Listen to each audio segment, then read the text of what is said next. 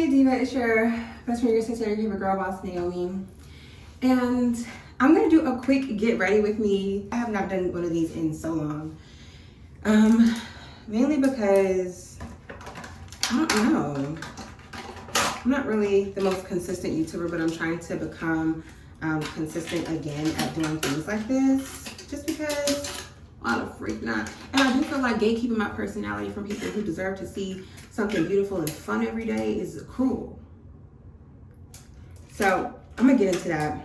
I don't even know where to start with what has been going on in my life. I guess the first thing I can talk about is my weight loss update, tummy tuck surgery, all that. So you guys know I was 310 pounds, 315, 310 pounds. I fluctuate depending on the day and the impact I want to give. Your girl was big, and there's nothing like being 22 years old, not able to buckle yourself in on an airplane, babe. That's just not the vibe we want to go for ever in life. And if you're in that place, you should probably lean in right now. I got to a place in life where I was like, I'm not just gonna be big for the sake of being big. I'm gonna get this weight off me because I'm too cute for this. I'm too cute for this. I'm too talented for this. I'm too beautiful for this. My body on the outside needs to reflect the woman I am on the inside.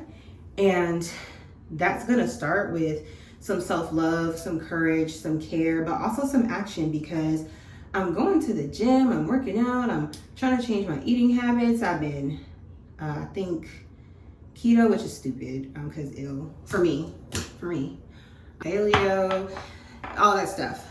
Here's some things that I realized. I have PCOS. It's gonna be difficult for me to lose weight unless I'm keeping my stress and insulin levels low. Also, high protein, low carb diet was the only thing that worked for me and got weight off. And I had to start doing workouts that were low impact but highly effective. So I started weight training. I did cardio at the very end of my workouts. Like, there were certain things that helped me lose 50 pounds before I ever went to my insurance to talk to them about wanting weight loss surgery. So yeah, I lost 50 pounds before the procedure, had it it was 2021, so 4 years ago now, kept the weight off. Loose skin though, not the vibe. So I was like, you know what, I'm gonna go ahead and get the loose skin cut off. And you know, I was blessed. And so I got it, whoa. Anyway, child, so girl, yeah. I went ahead and I did that. I got the weight off and I wanted to go ahead and get the skin off. So that's what I did. And right now I am 4 weeks post-op. I don't have my faja on. I'm extremely swollen. Like, I'm so swollen right now. But geez Louise. Anyway. Yeah, I love my results, and I love that I didn't have to get a BBL to discover that I had a little bit of ass on me. We thank God for that. I often talk about stumbling block allegations, and I think people are confused when I say it. I know that my sense of humor is mine, that everyone doesn't get it, but it literally just means that I want to be the sexiest, the strongest, the smartest, the most powerful I've ever been. And if that causes you to do a double take, then whoop-de-doo. You hear me? If that causes you to pay attention a little bit longer. I'm so sorry, y'all. The video cut out. But that was my point with the allegations. I then said that I am going to slow down on dating because men are crazy. And I'm about to talk about the last relationship I had and why we broke up and why men are absolutely insane. But it's okay because God is sovereign. You deserve love in the most healthiest ways possible. Learn from my mistakes. Here we go. Okay, so yeah, we met at the top of the summer. And honestly, he was a sweet guy. He was a cool guy. It wasn't like anything super crazy or dramatic happening, but he was sweet. He was serious. He was like, I want to be, after we went on a few dates, he was very much like, listen, I want to be with you and only you. How do you feel about that? And I was like, I love how that sounds. Okay. And then he was like, hey, well, I want you to be my girlfriend. I don't feel like we need to waste each other's time. I like you. I believe that you like me. Let's figure it out. And I was like, sure. I think it had to be us together for like 30 days, 30 to 45 days. And everything was going so great. We were having fun. Our dates were great. You know, we were both working. You guys know that I had endured a certain amount of layoffs in 2024. And so I was on the entrepreneur grind. He's in the medical field. It was like, you know, we're learning and we're vibing and figuring out what life looks like together. Every 5 minutes, he does, my wife, my wife, my wife, my wife, my wife, my wife, my wife. And I was like, I hear you. So yeah, all of that. So one day we go out to Blue Lagoon, just being out together. I was out with my friends, he was out with his friends. And he was like, yo, like you and your girls come through. So we came through and we go home and he goes to sleep. Put him out. Girl, I was like, let me just see what's in the phone. I just got curious. I was like, you know, I don't know. We had a good night, but something feels a little off randomly. Let me just see what's up. Girl, I look in the phone. Is ultrasound pictures in the phone? Is you know, them talking about how they gonna figure out the baby in the phone? I'm like, oh, bitch. Oh, okay. So I then decide that I'm not gonna say anything. What I did have was an inclination that he wasn't being honest with me about everything that was going on in his life and that I needed to in some way figure it out. And it was a feeling that wasn't leaving me. It was like I was ignoring my intuition because I was like, he's not hiding anything. He's so amazing. Like, what will he be hiding? So that's why I went searching. For those who are like, well, you shouldn't have went through the phone. You went around. No, I had to go see. So it's a girl pregnant somewhere. In my mind, I'm like, all right. I'm not gonna hold him to anything that was happening before me because the conversation wasn't like a get back together conversation. It was a, what are we gonna do because I moved on in the relationship and you have this child from our old relationship. I didn't realize that his most recent relationship ended literally weeks before he met me. So I tell him I have this dream. He lies. I'm like, oh, okay. I need to get out of this. Because you're not going to lie to me about it. So I asked him again. The second time I asked him the question, he told the truth. And so it was like, it was before me, you know, what are you going to do? He told me exactly what he texted. She's going to handle it. She's going to rid of the child. And I was like, oh, okay. I hate that for her, but okay. So I was prepared to break up. It wasn't too much that we had to talk about after that. I just wanted him to be honest about it. And I was trying to figure out exactly what I wanted to do because my feelings were so involved at the time. So boom, I was prepared to break up. I was trying to figure out what day I was going to do it. Then him and I ended up in a situation. Now I won't talk about what the situation was because I'm just not ready to talk about what the situation was, but we ended up in a situation, put two and two together.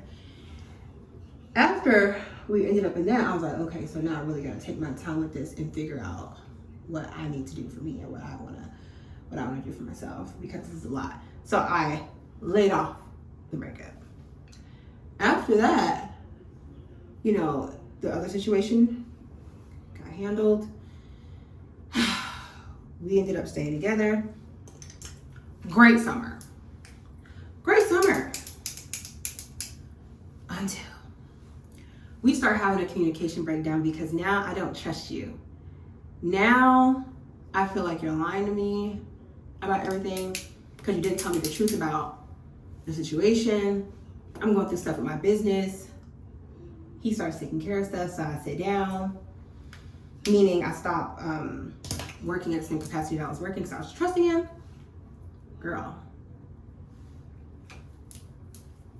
I remember one day I was just asking him like, hey, where you going? I wasn't going here with my friend. I'm going somewhere with my friend. I'm going da-da-da with my friend. I'm like, you going? He wasn't telling me who he was going to be with, where he was going to be at. It just was like, it was murky. So the next day we get together, I'm in that computer on the iMessage because I'm like, you are not telling me the truth and I don't like that. We've been through this before and I'm finna see.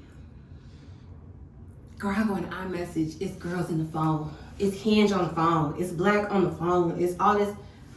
I'm just like, all right. So I asked him again the next time we're together. I said, so where did you go Saturday?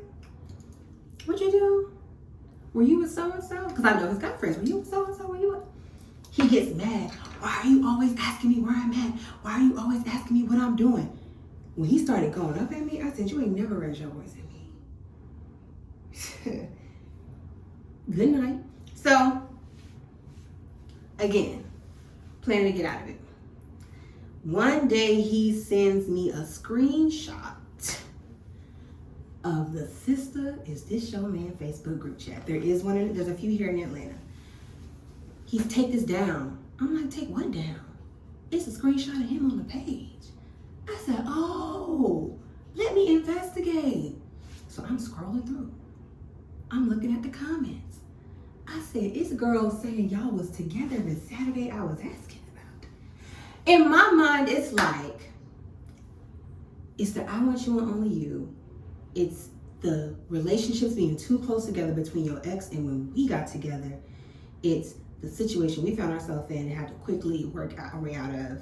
It's you not being honest with me about why dating apps is on your phone. So if I'm honest, I've never been through anything like that in my life. Like there's no rhyme or reason for that kind of behavior.